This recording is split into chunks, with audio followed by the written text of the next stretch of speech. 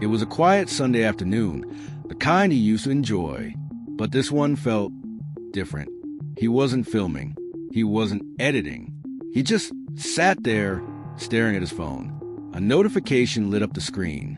A name blinked into view, one he barely recognized. Captain Ibrahim Traoré, leader of BurkinaFaso. Clint hesitated. Why would a revolutionary African president message him?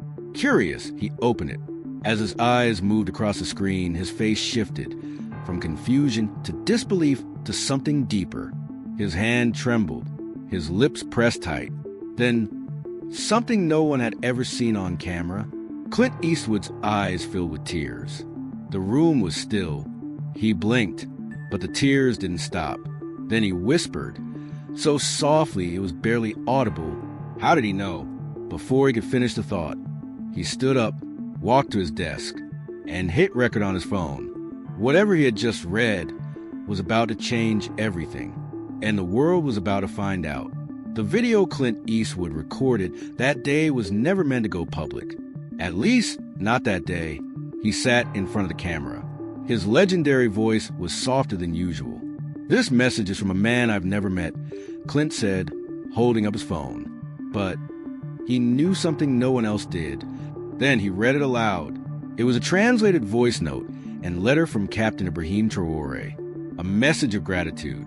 Traoré thanked Clint for a moment the world had ignored. A 1984 documentary called The Forgotten Warriors, a film Clint had made about African heroes in World War II. It aired once, then vanished, buried by the networks. "You told the truth," Traoré's voice said, "when it wasn't popular to do so. I was just a little boy, but my father showed me that tape. That moment changed how I saw my people. It planted a seed, and I never forgot."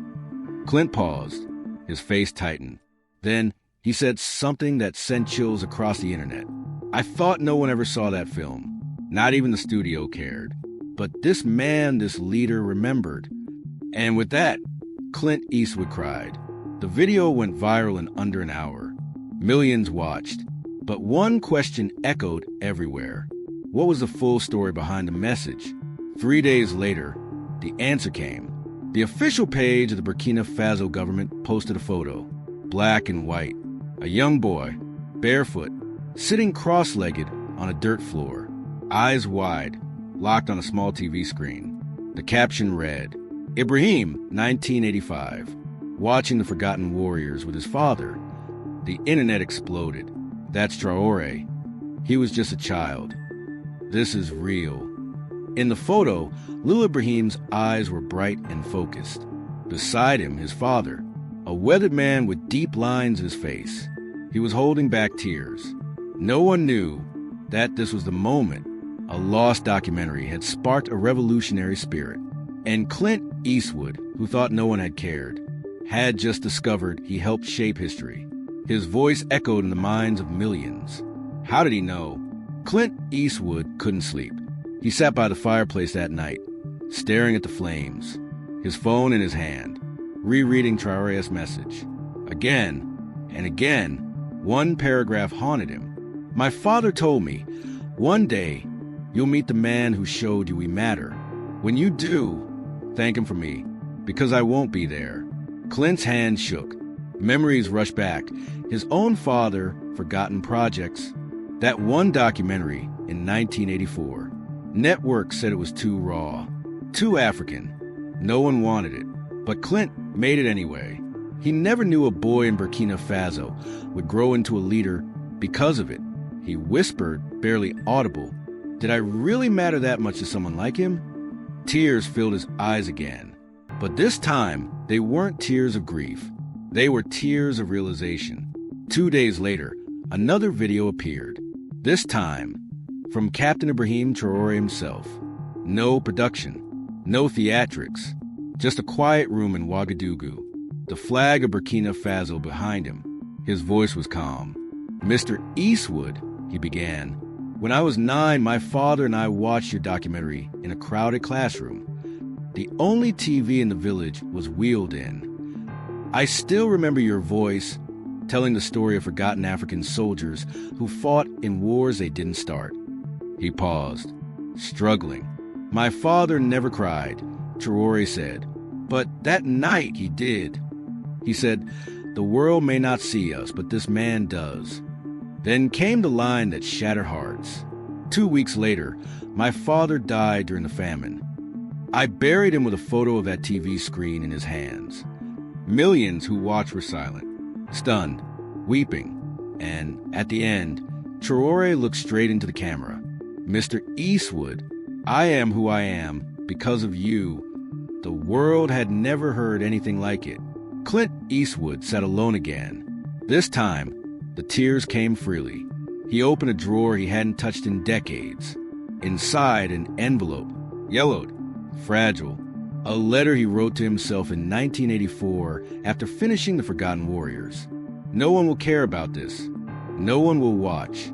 But if just one boy, somewhere, feels seen, then it was worth it.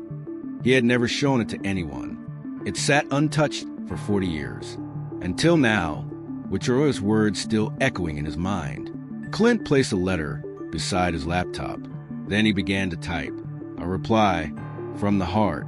He was going to write back to Captain Traoré.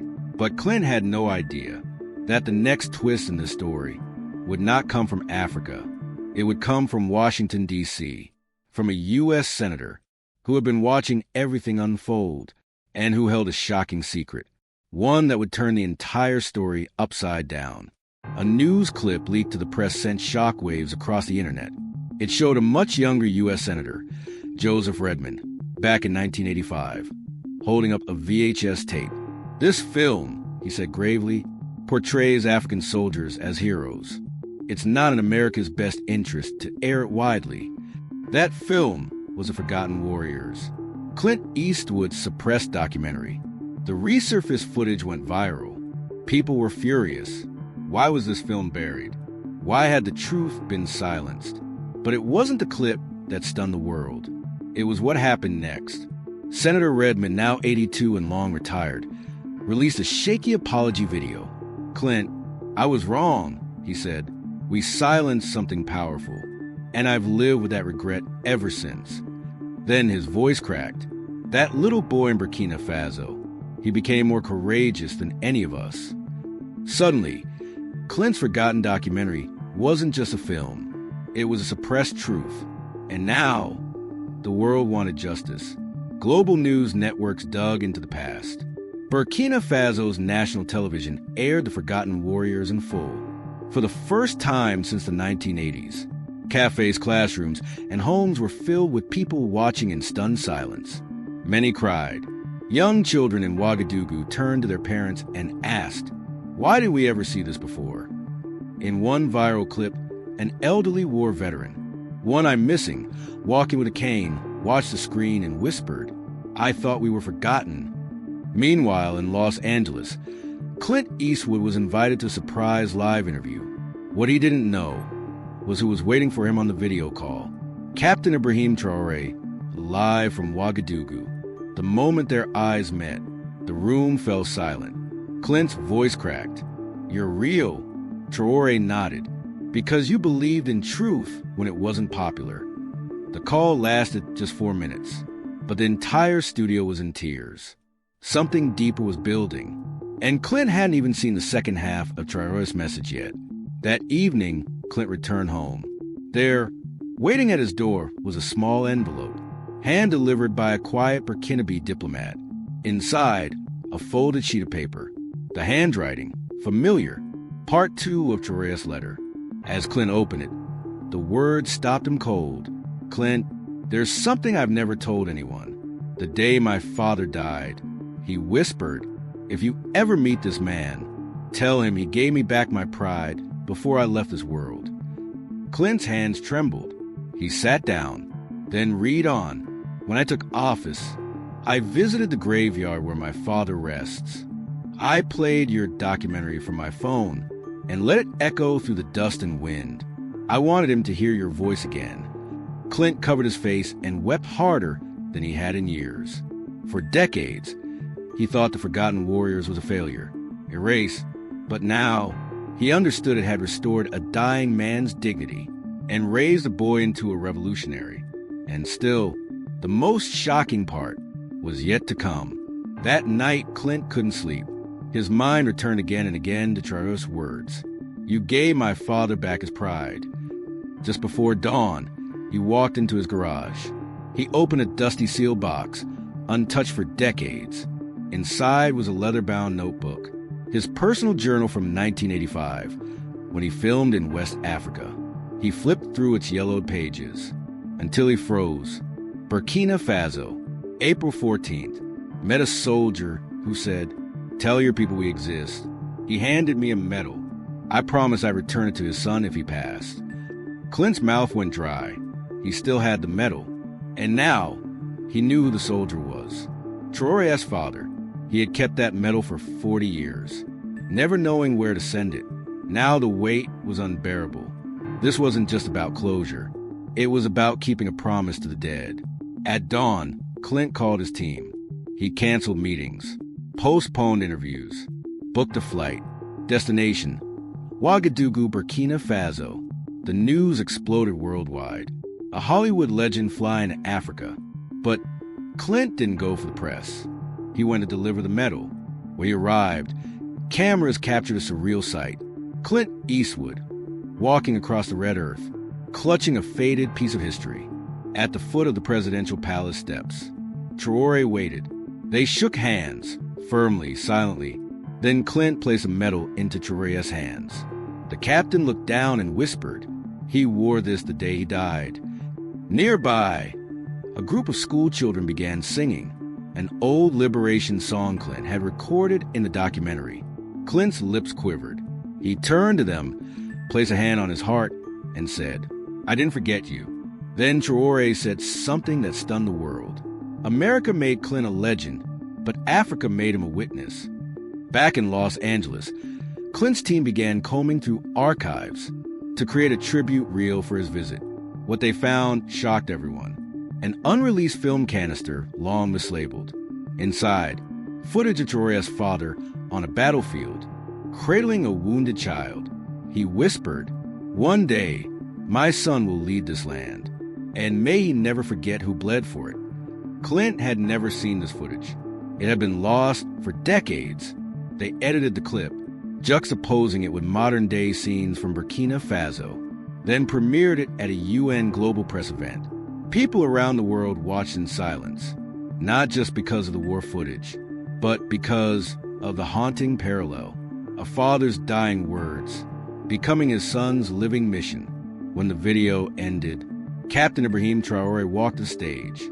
"We don't need superheroes in capes," he said. "We need storytellers who remember." Then he turned to Clint. "You remembered." The audience stood. 3 minutes of thunderous applause. Clint wiped a tear from his cheek and simply said, "I just kept a promise." Before he left Burkina Faso, Traoré had one final request. "Will you visit a small village not far from the capital?" Clint nodded, and what he found there was a legacy he never expected. Shall I continue with what Clint finds in the village?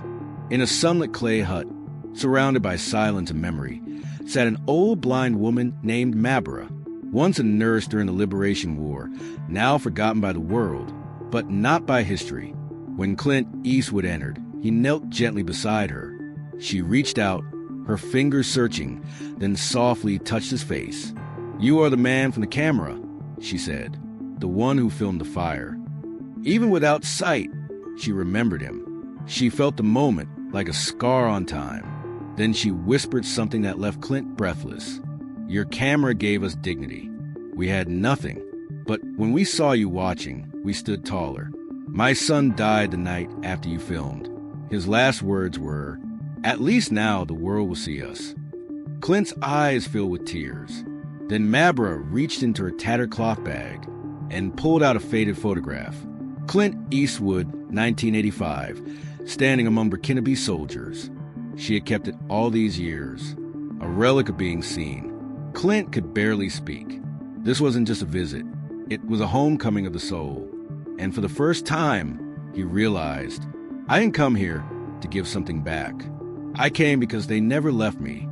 That night, Clint sat in his hotel room in Ouagadougou, On the desk lay an unfinished letter, written 37 years ago. It began, "To the people I met in the dust and fire," but he had never mailed it.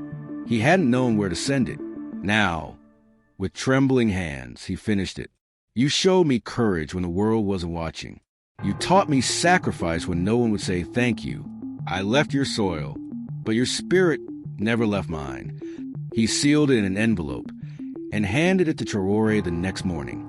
"This belongs in your museum," Clint whispered. Traoré read the letter in silence, then looked up, deeply moved. "This is not just a letter," he said. "It's history, and history, when told truthfully, can heal." They embraced, and in that moment, a bridge formed between two worlds, two generations, two hearts, marked by war, longing for peace. Before Clint returned to America, Traoré invited him to one final stop, a quiet hilltop just outside the capital. There, beneath the stars, lay his father's grave. The two men stood side by side, the wind soft, the night thick with memory. Traoré knelt, gently brushing dust from the stone. "I kept your dream alive, Papa," he whispered, then turned to Clint.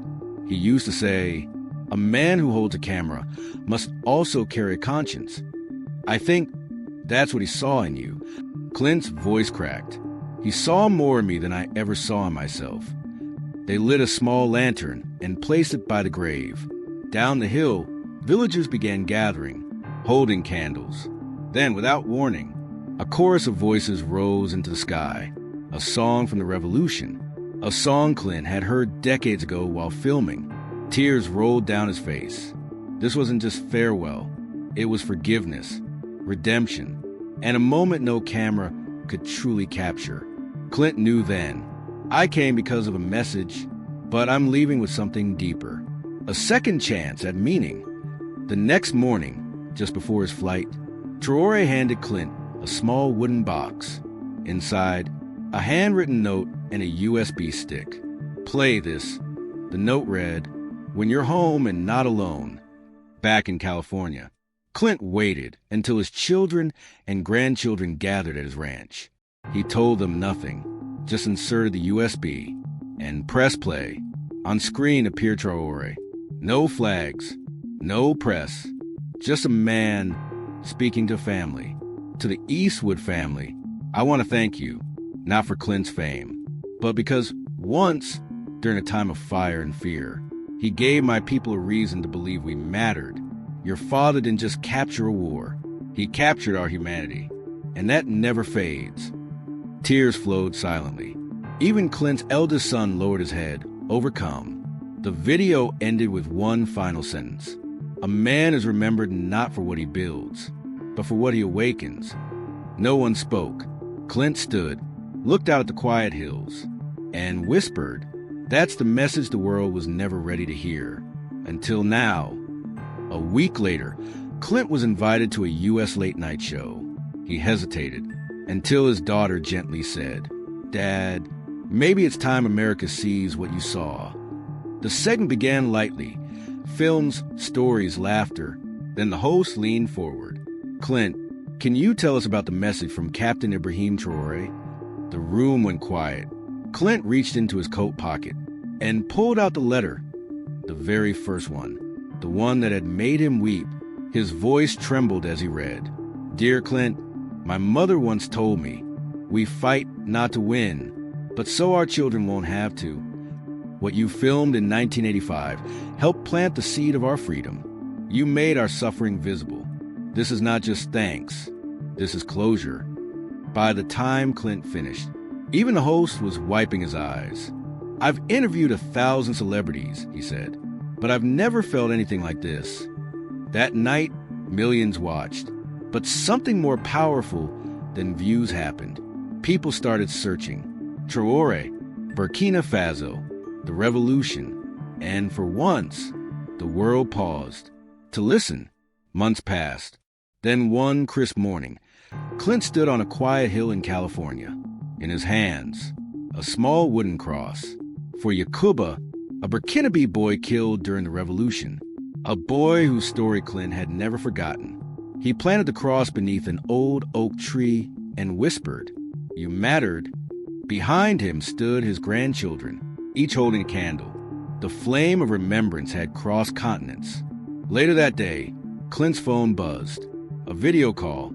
It was Traoré, standing beside a newly built school in Bobo Dioulasso. We named it the Eastwood Center for Truth and Memory. Children here will grow up learning that even pain can be turned into purpose. Clint, overwhelmed, simply said, "Thank you, Ibrahim." Traoré smiled. "No, thank you, old lion." As the screen faded, Clint turned to the camera one last time. "This story isn't about me," he said. "It's about never forgetting those who didn't get to tell theirs." If this story moved you, don't scroll past it. Subscribe, like the video, share it with someone who needs to remember what matters. And in the comments below, tell us, what part of Clint and Traoré's journey touched you most? Let's honor stories that heal. Let's spread truth, not noise. And if this story made you cry, you're not alone. So did Clint. And maybe, just maybe, so did the world.